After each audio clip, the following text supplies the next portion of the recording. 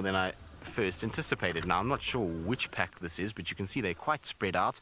There looks like a bit of blood on the faces, so I think maybe they were successful this morning and managed to catch something, and so now they're just taking a little bit of a break. They were running around, and I was saying they were causing absolute havoc at one point, and they may be just taking a little bit of a rest now and before they then get up and start to continue running around again. But super cool to see them. It's one of the dark dogs. I think this might be some of the Sands pack. I'm not 100% sure. It could be the remainder of... Actually, there's a collared individual over there. Now, I'm not sure if that's the collared male from the Ngala pack or if it's the collared individual from the Sands pack. It's going to be interesting to see. I'll have to just wait and hopefully one or two of them will pop their heads, pop up and stand up, and then it makes it a lot easier to be actually ID which pack of dogs we've got. At the end of the day, it's now this time of the year is when the dogs are starting to move, but this could actually be the other section of the Investec breakaways. So we had the 5 dogs the other day, and then there was 8 remaining dogs, and we've got 1, 2, 3, 4, 5, 6, I've got 7, 8. So this is the 8 remaining ones, I think. So this is, I think, the remainder of the Investec pack, and hopefully I will be right if they all kind of stand up. There's one particular female that I'm looking for as well, but I don't know if she was in the 5 split or in the 8 split. She's a very light colored individual, but I don't see her here, so maybe she's with the other 5. And like I say, there's this older dog from the Ngala pack, which is the one that's collared, but I can't see if that's that individual that we've got lying here with the collar, but one of them does have a collar. And all of the dogs within the Kruger Park system, every pack at the moment does have a collared dog in it, and the reason why, it's not because we use this to find the dogs. We have no idea. We have no access to that information. It gets pinged to somebody else, and it only goes off every sort of 12 hours. But the reason why it's being done is because they're doing a big sort of campaign now to try and rid the area of distemper and rabies, and particularly the wild dogs, and the dogs are being vaccinated against it now. To be able to keep up with the vaccinations and to keep finding them and treating them with the dropout darts, is that they need to have one member of the pack collared so that they can find the pack. Here in the Sabi Sands, it's not so difficult for them because we report on pretty much every day where they are. The dogs generally get found anywhere that they go because of the kind of rarity of them, and then people put a lot of time in trying to find them, so they really get found quite quickly. But in parts of Kruger, you're working with areas that are 3 times the size of the Sabi Sands before there's even a road, and so with the dogs there, they need to be collared, and otherwise to find them is almost impossible, and so the collar needs to be put on, and that's why. Hopefully after 2 years of this whole process, those collars will then be taken off, and we will no longer see sort of all of the packs with collars on them. But they're all very sleepy right now, which is great for us because it's allowed us an opportunity just to kind of catch up with them and to spend some time with them without them moving off. At the end of the day, like I was saying, Chitwa, they were kind of flirting with the southern boundary, and Chitwa's north-south boundaries are quite short in comparison to the east-west boundaries. And so now that they're lying down, it means we can get a really nice long view of them, and hopefully after a while they do start to wake up and move again. But it definitely seems like there's a little bit of blood on the faces, and so maybe they're going to end up actually just sleeping for most of the day in this particular section. It could very well be the case. And Jeremiah, you say you love the satellite dishes on their heads. Well, yes, their ears are quite incredible, aren't they? And the reason why they have to have such big ears is because, unfortunately for these guys, they're not built like some of the other animals out here, and are very tall and are able to see over grass, and so it's vitally important for these guys to be able to get to a situation where they can actually hear what's going on rather than see what's going on. And so big ears help for them to be able to listen to their prey animals when they are trying to keep up and trying to sort of chase them through the long grass. I'm just going to reposition myself quickly because they are lying in the road, and the vehicle that was across the road has now left, and it allows me now a chance to get a slightly better view of those dogs that are lying in the road, and that we don't have to kind of have too much grass in the way. There we go, that's a little bit better, Evian. You at least kind of can see them, but they look as though they've now decided this is where they're going to sleep for the day. And you find with the bigger packs, for some reason, they all tend to be, oh, hang on, something's just woken them up. Maybe a hyena is going to run in here and cause a bit of trauma and a bit of drama to start.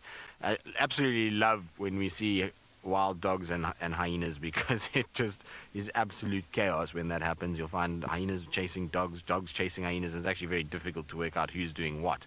But I wonder if we're going to see a situation where maybe a hyena arrives at some point and finds them. But you can see this dog on the right is the most alert of all of them. He's the one that keeps popping his head. I think it's a he. It looks like a he. And it's difficult to sex them when they're lying down. Becca, you're asking if there are any other dogs in the park besides wild dogs. So, no. The only dog is true dog, I would say. Or I suppose true dog is also not the right word, but the only kind of real dog that we see is these guys.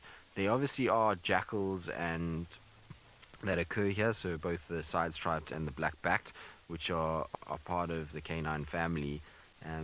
But that's it. There's no other dog-like animal that has dog in its name. These guys, actually, there's this whole big raging debate at the moment as to whether or not their name's going to be changed to Painted Wolf. And so they are referred to as both the Painted Wolf and the African Wild Dog. So it just depends on where you are and where you grow up that you call them different things. But at the end of the day, no, these are the only kind of wild dogs that we actually see within the park itself. They are the most incredible animals, though. When they're resting like this, they look as though they're not really capable of much, but they are absolutely ruthless. Wild dogs are a creature that is able to seriously hunt and is able to bring down a large percentage of animals. They can be seriously destructive in certain areas, and it's why wild dogs are a tough animal to reintroduce to areas. Not many people actually want wild dogs anywhere near their areas because of the heavy impact that they have on a lot of the animal species that are in the area. So you'll find them often going after things like bushbuck impalas, and they really hammer a population of antelope. And if you could get a pack of denning dogs in your area, they reckon that the decrease in certain antelope species is absolutely massive. So they are ruthless when they get going, and they have to spend time resting like this, because when they are active, it's non-stop, and they trot and they run, and there's very seldom even a walk, and they'll chase a multitude of different animals, and it really is a lot of energy expended. And so they sometimes do need to rest. And if they've had a tough morning, like it sounds like they have, where they've run around all over the place, then we have a situation where they'll start to relax and just take it easier. And I believe a lot of you are commenting on how nice it is just to have a calm, relaxed wild dog sighting. It is nice, isn't it? The thing about wild dogs, and the best part about it, is that you never know at any point when it's going to just go absolutely chaotic, because they can be sitting like this, resting, sleeping, and all of a sudden one of them spots an impala, and next thing the whole pack is up and running and chasing them all over the place. And so it's an animal that is always worth spending time with. Arya, you're asking what is the wild dog's hierarchy like? Well, Arya, in a group there's generally a male and female alpha pair that is on top. And then you'll often get a secondary female called the beta female, and that's then how it runs from there. The dogs below that generally are not, there's no real pecking order between the rest of them. They'll all kind of help out and aid the cause, but there's definitely a alpha male female hierarchy within the pack itself. Now that sort of alpha male and alpha female within the pack is actually sometimes quite fluid. You'll find a situation where obviously males try and dominate for as long as they can and mate for as long as they can, but sometimes other males will come in and there'll be a process of change. And so most of these packs, you'll find that if a male is dominant for 2 to 3 years, that's a seriously good run for him.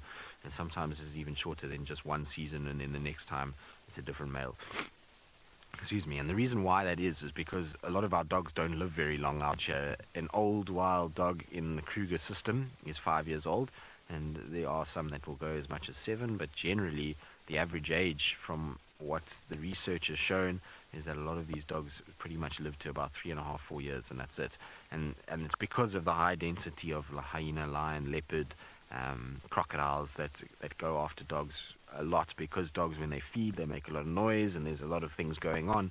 They often get caught out by a lot of other predators and unfortunately then hurt by them. So their numbers and their sort of ages are very young, and that's why you get a high turnover of alpha males and females. Right, well, we're going to sit with our dogs because why not? At the end of the day, it's not every day we get to see them. They relax, they're taking it very easy. And one person who will be very, very jealous about this is that of Brent Leo Smith, who is continuing and forging forward with his birding for the morning.